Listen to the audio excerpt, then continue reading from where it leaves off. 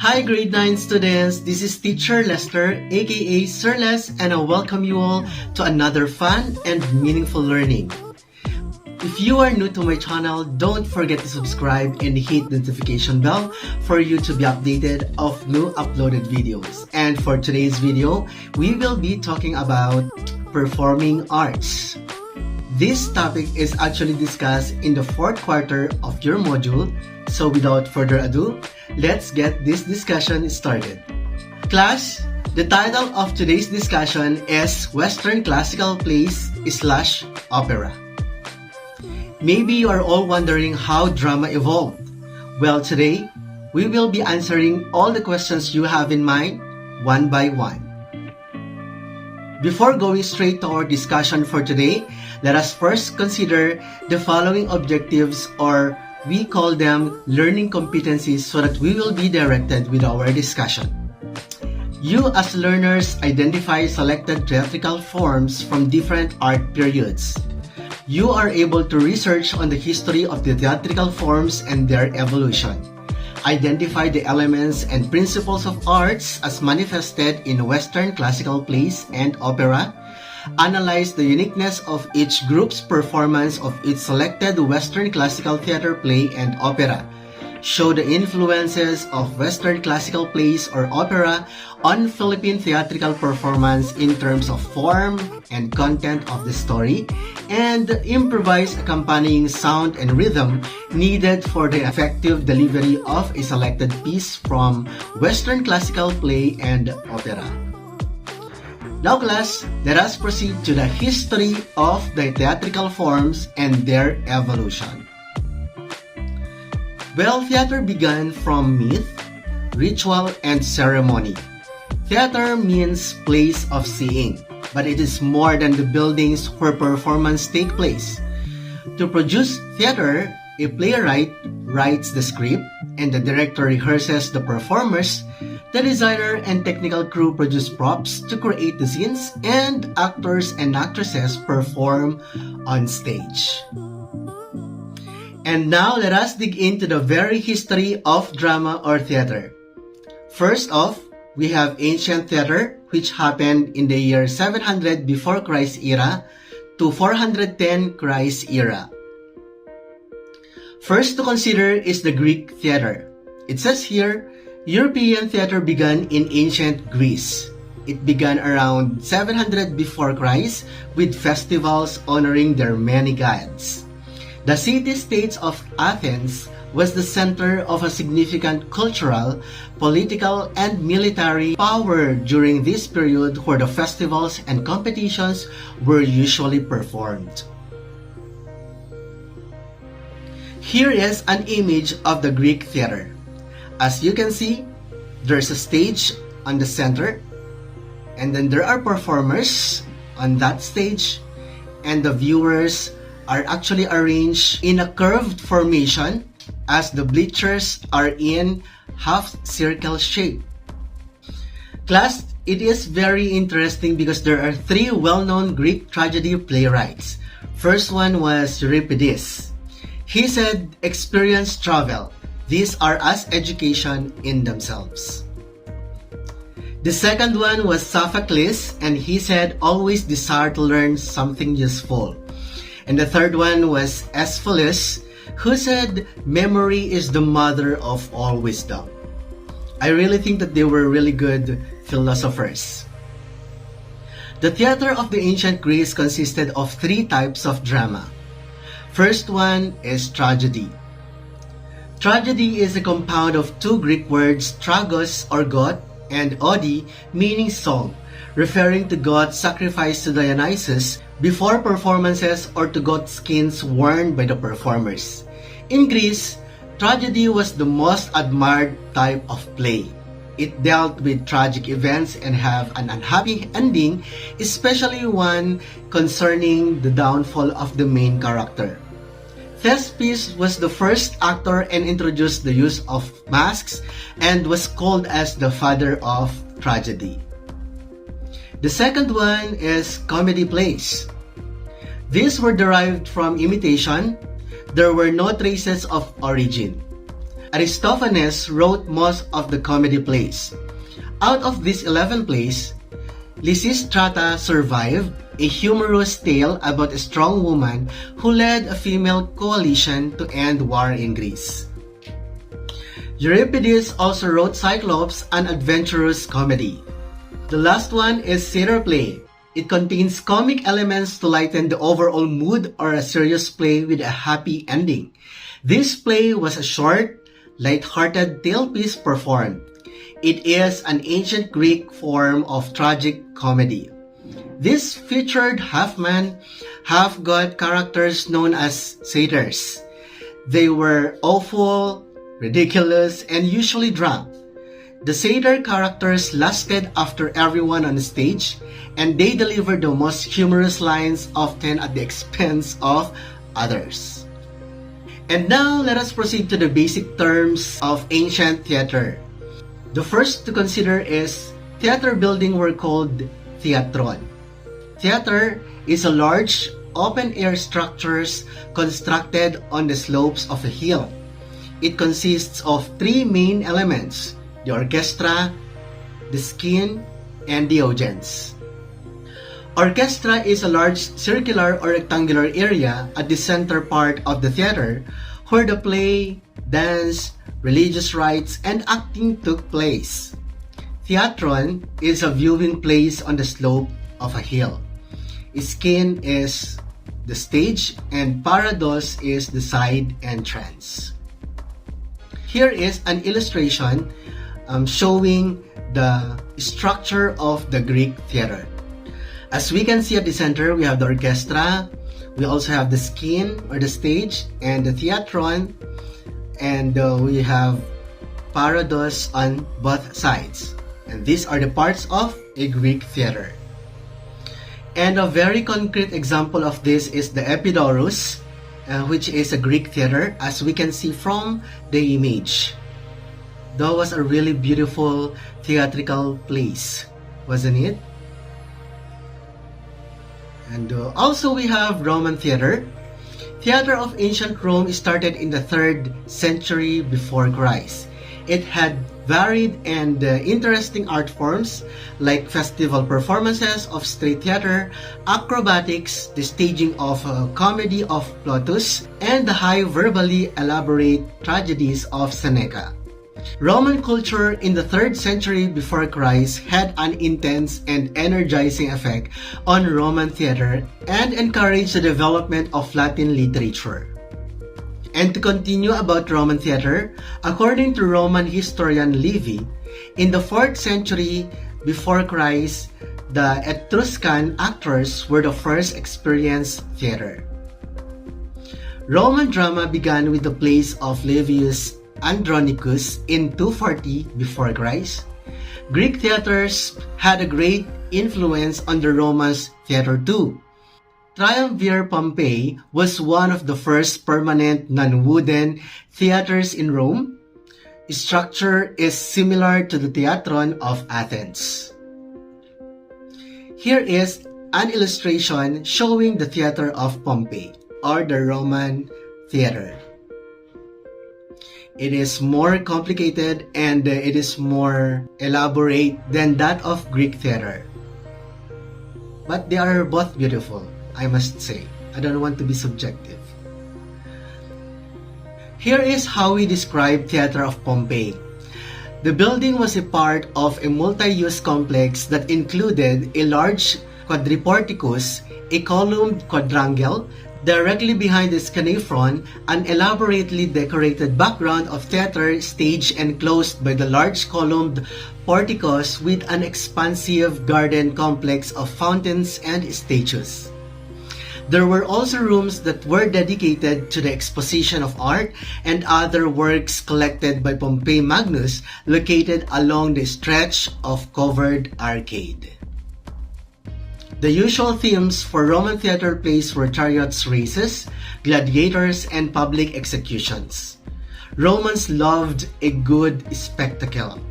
They loved to watch combat, admired blood sports, and gladiator competition. The more realistic the violence, the more it pleased Roman audiences. Oh. That was awful. Comedy plays were also popular in the Roman theater from 350 to 250 before Christ, and the women were allowed to perform on stage. Good for women. And here are the pictures showing the Roman chariot and gladiators. And class, after the Greek theater and Roman theater, we have this what we call medieval theater, and it happened in the year 500 Christ era to 1400s. During the medieval era, theater performances were not allowed throughout Europe. To keep the theater alive, minstrels, though denounced by the church, performed in markets, public places, and festivals. They traveled from one town to another as puppeteers, jugglers, storytellers, dancers, singers, and other theatrical acts. These minstrels were viewed as dangerous and pagan. Churches in Europe started staging their own theater performances during Easter Sundays with biblical stories and events. Eventually, some plays were brought outside the church due to their portrayal of the devil and hell. Example of this kind of play is the Mystery de Adam, or the Mystery of Adam. The story revolves around Adam and Eve and ends with the devil capturing and bringing them to hell. Over the centuries, the plays revolved around biblical themes from the story of the creation to the Last Judgment. Here is an illustration of minstrels from medieval times. And here is an example of a medieval theater or setup wherein we can see a stage and the audience are seemingly just standing or sitting down while in relaxed position watching the performers. And after the Greek, Roman, and medieval theater, we have the Renaissance theater. And this actually happened in the year 1400 to 1600. Renaissance theater arts were characterized by a return of classical Greek and Roman arts and culture. One type is morality plays, in which the protagonist was met by personifications of moral attributes who tried to choose a godly life over the evil. Second one is university drama, and these were performed to recreate Athenian tragedy. And the last one is public theater. These were developed like the Commedia dell'arte and the elaborate masks. And to know more about this, let us define Commedia dell'arte. It is an Italian comedy and humorous theatrical presentation performed by professional players who traveled in troupes. And we also have elaborate masks, a dramatic entertainment consisting of pantomime, dancing, dialogue, and song, and sometimes players wore masks. And here are some setups of the Commedia dell'arte. Okay, as you can see, they are just performed in an open area and just beside maybe a street. And here is the night mask. Queen Elizabeth I is also emphasized here, in which she is one of the most prominent supporters of the theater. The companies of actors were organized by aristocrats and performed seasonally in many places. They were called professional players that performed on the Elizabethan stage.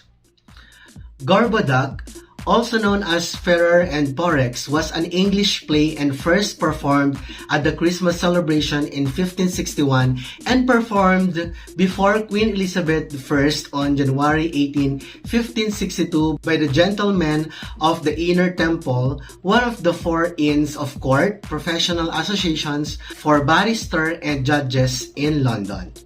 Authors of the Gorboduc were Thomas Norton and Thomas Sackville. They had the most popular writer during the Renaissance era, who is William Shakespeare, and he's the famous actor and poet who emerged in this period. Baptized on April 26, 1564 and died on April 23, 1616. He was an English poet, playwright and actor and regarded as the greatest writer and dramatist in the whole world, as often called as the England's national poet and the Bard of Avon.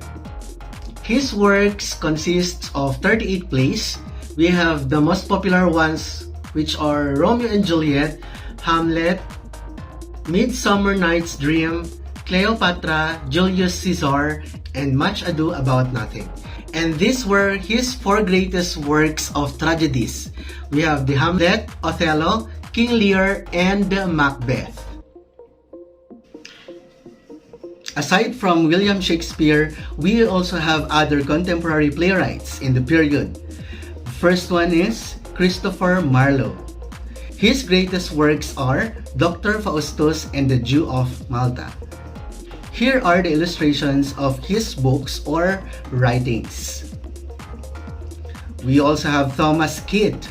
He was an English playwright, the author of the Spanish tragedy, and one of the most important figures in the development of Elizabethan drama. His greatest works are the Spanish tragedy and Cornelia. And here is the illustration of the book The Spanish Tragedy by Thomas Kyd. The history plays depicted English or European history. We have here the Shakespeare's history plays, Richard III and Henry V. And we also have Christopher Marlowe's history plays, which are Edward II and Edward I. And we also have comedies dealt with life in London. Some of the comedy plays were The Showmaker's Holiday by Thomas Dekker and A Chaste Maid in Cheapside by Thomas Middleton. During the period, it is also the making of ballet. It was first performed in public. It is a formalized form of dance which originated from the Italian Renaissance courts. It developed from Italy to France with the help of Catherine de' Medici, or Queen of France. Le Paradis d'Amour, the early example of Catherine's development of ballet, and it is a piece of work presented at her daughter's wedding, Marguerite de Valois to Henry of Navarre. We have the Ballet des Polonaises in 1573, the first Fulmer Court ballet ever recognized. And it was commissioned by Catherine de' Medici to honor the Polish ambassadors who visited Paris for the enthronement of King Henry in Poland. Here is the picture of the proscenium or the Renaissance Theater. Wasn't it beautiful? Of course it was. And after Renaissance Theater, we have the Baroque Theater. It evolved in the year 1600 and then ended up actually in the year 1750. These are the characteristics of Baroque theater. The theater of the Baroque period is marked by the use of technology in current Broadways and commercial plays. The theater crew uses machines for special effects and scene changes, which may be changed in a matter of seconds with the use of ropes and pulleys. This technology affected the content of the performed pieces, practicing at its best solution. Furthermore, in Baroque theater, it is where the character gods were finally able to come down from the heavens and rescue the hero in dangerous situations. The theater was richly decorated. The multiplicity of plot turns and the variety of situations characteristic of mannerism were succeeded by opera. The use of theatrical technologies in the Baroque period may be seen in the films Vatel 2000, Farinelli in the year 1999, and the different stage productions. Here is the picture of the Teatro Regio in Turin, or this what we call Baroque theater. And now we proceed to Neoclassical theater. And this existed in the year 1800 and ended up in the year 1900. The Neoclassical period was a movement where the styles of Roman and Greek societies influenced the theater arts. These are its characteristics. Theater was recognized or characterized by its grandiosity. Costumes and sceneries were highly elaborate. The main concepts of plays were to entertain and to teach lessons. Stages were restyled and dramatic arcs to highlight the scenes. Lighting and sound effects intensified the mood and message of each scene, enhancing the dramatic experiences. The idea of changing scenery and backdrops became more noticeable, particularly with the invention of police system. The concept of decorum, meaning right and proper audience behavior, was applied in this period, which means classical concepts and appropriate social behavior must be observed. This period officially established just two types of plays, and these are tragedy and comedy.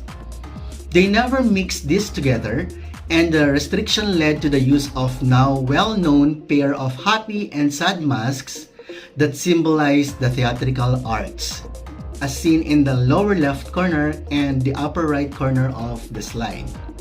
Now, what do you think are the difference between tragedies and comedies? Here are the given definitions.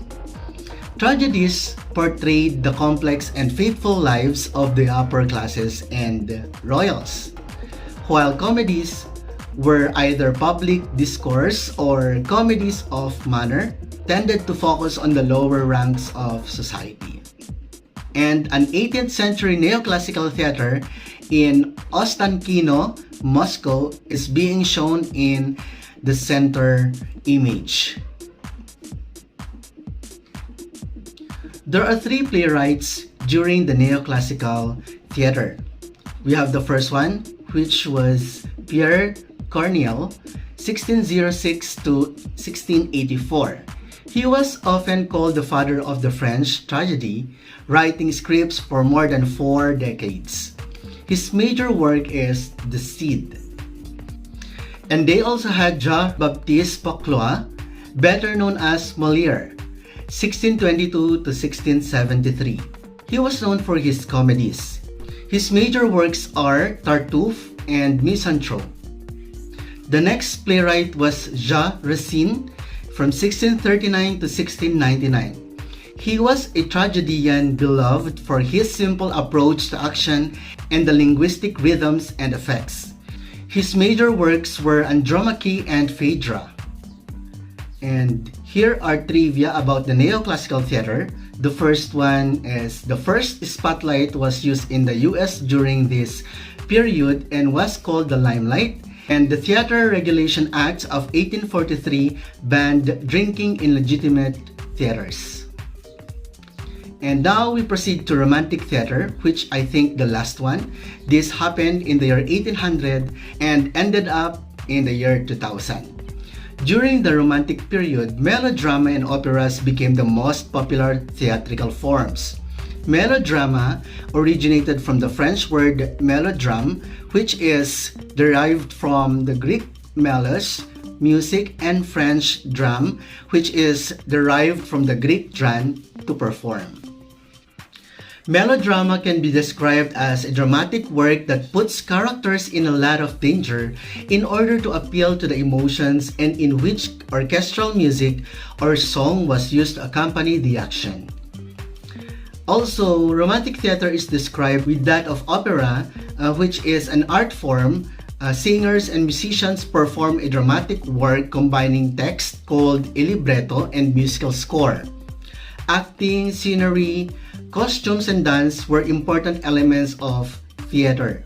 It is usually performed in an opera house, accompanied by an orchestra or a smaller musical ensemble. Here are some popular Romantic playwrights. The first one was Victor Marie Hugo, 1802 to 1885. Considered as one of the greatest and best-known French writer. He was a poet, novelist, and dramatist of the Romantic movement. Hugo's literary fame comes from his poetry, novels, and his dramatic achievements. Some of his major works are Les Contemplations, La Légende de Les, Les Miserables, and Notre Dame de Paris, known as the Hunchback of Notre Dame. The second one was Georges Bizet, 1838 to 1875. This French composer was a pianist and best known for his operas. Composed the title role for a mezzo-soprano in the character of Carmen. The opera tells the story of the downfall of Don Jose, a naive soldier who is seduced by the charms of the sizzling gypsy Carmen. Some of his major works are Carmen, La Pretty's Operetta, 1854, Le Docteur Miracle, Opera Buffa, 1857, Don Procopio, Opera Buffa, 1859, Les Pasteurs de Perles, Opera, 1863, Ivan IV, Grand Opera, Unfinished, La Jolie Fille de Perth, Opera, 1867, Noah Opera, 1869, La Arlequine, Musique de Scene, 1872, and Diamille, One-Act Opera, 1872. And that's all for today's discussion class, and I hope that you have learned a lot from the history of theater from prehistoric era to romantic era. And for your performance task, listen to the following instructions. Improvise accompanying sound and rhythm needed for the effective delivery of a selected piece from Western classical play and opera. Example, play a musical instrument, may it be authentic, like guitar, or improvised to produce sound or music. Record your performance through video. Duration of performance should be 1 to 3 minutes only, and save and submit your output in the Google Classroom. That's all for today, grade 9, and thank you so much for listening carefully. And that's all for today's discussion, grade 9 students, and thank you so much for listening. I hope that you have learned a lot from the history of arts in terms of performing arts. And I'd like to say that if you are new to my channel, don't forget to subscribe and hit the notification bell for you to be updated of new uploaded videos. And also don't forget to share this video to your friends so that they will also learn about the history of theater. And this has been Sir Lester saying, let's dream and make it happen. Thank you so much, grade 9, and goodbye. See you all on the next video.